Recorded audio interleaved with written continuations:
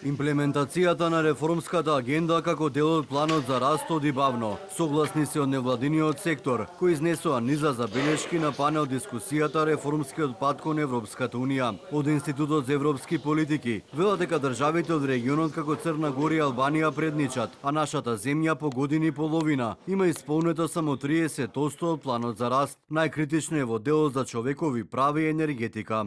Од 21 само 6 реформски чекори се исполнети, тоа е нешто помалку 30%.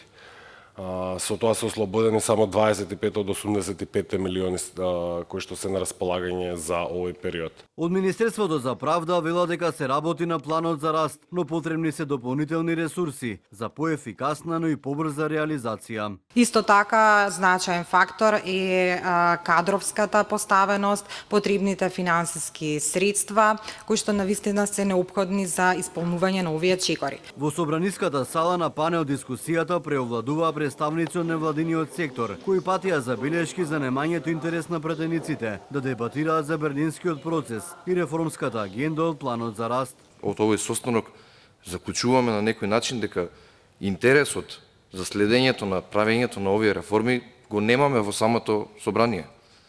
И заради тоа ние ќе не можеме да известуваме и да одиме понатаму доколку самите пратеници не се заинтересирани за една ваква дебата.